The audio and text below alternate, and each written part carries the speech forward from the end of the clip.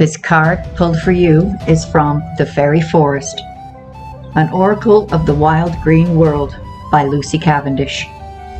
Number 9, The Wild Hunt. Excitement, frenzy, journey. There is for all of us a moment when excitement and nerves fuse, when we prepare to journey and do something we have anticipated for a long time. In the fairy realm, this sensation is created by the adventure known as the Wild Hunt. This is a gathering which takes place not only within the realm of fairy, it is one where the fairy king and queen lead fairy hounds and fairy horses on a hunt throughout the countryside, dipping into and out of the fairy lands, surfacing in the human worlds from time to time, cleansing toxic energy, allowing natural forces to begin to flow through the cleared energy paths, awakening the wild world to brightest life once again, and leaving a trail of ecstasy and bliss after the frenzied storm of their ride. The Wild Hunt is fierce, powerful, a little frightening, and thoroughly thrilling. And this fairy queen is preparing herself for the joys and challenges of this great springtime event.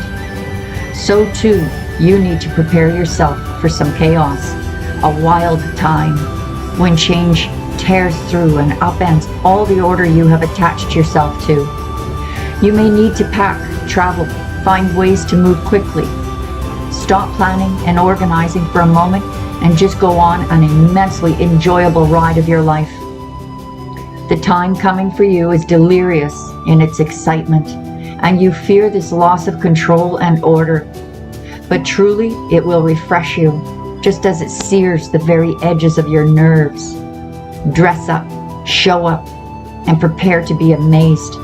Take a deep breath, find your voice, and begin to cry out at the top of your lungs, "You are alive, my friend," and will feel so more than ever before when the Wild Hunt touches your life. Artwork, Queen of the Meadow. This card chosen for you is from The Fairies Oracle by Brian Froud. Card number 6, The Singer of Connection. Spiritual connection, karma, balance, empathy. This singer supports all connections, the web of light between all beings, all particles, and between past, present, and future. It brings wholeness to apparent duality and combines all energies, uniting all that was, is, or could be. When we lose awareness of this connection in our lives, we feel isolated, lonely, bereft. Yet the energy is there. We only need to be open to it. There are emotions that help us open up: love, compassion, trust, and so on. There are other emotions that we tend to close down around unless we make a special effort to keep our hearts open.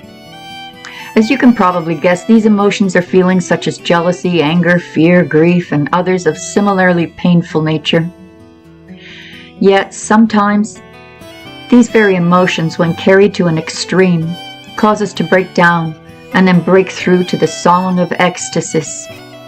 This is a risky way to go, as well as an extremely difficult one, because more often the breakdown just stays broken for a long time, and then we retreat back to a more crippled version of our original selves. A far better way to become ever more aware of our essentially holistic nature is to work at keeping our hearts open, seeing relationships being earthed and centered and connected.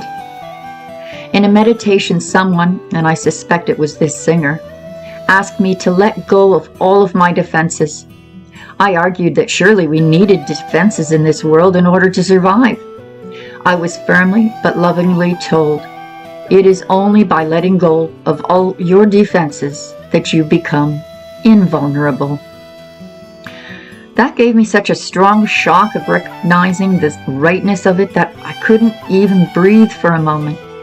But then, still reluctant, because it sounded like a big job, I muttered that I didn't think I knew how to do that, or even what all my defenses were. I was assured kindly that I would receive help if I asked for it, and I know that you will be given the same aid too. So for your message, through the power of the singer, all connections are made, held, and released as appropriate. In a reading, this singer indicates the connection of things, especially connecting those that have been sundered. It is unifying and reunifying. It tells us that we need to be aware of the connections between different aspects of the issue under discussion, as well as the connections between the people linked by it. We also may need to build more connections, a network of mutual support. The presence of the singer of connection in a reading indicates support and strength flowing through the connections between those involved. When the song of the singer of connection is dimmed, though, indicated by a reversal of the card or your circumstances, we need to ask ourselves, am I earth? Am I centered? Am I?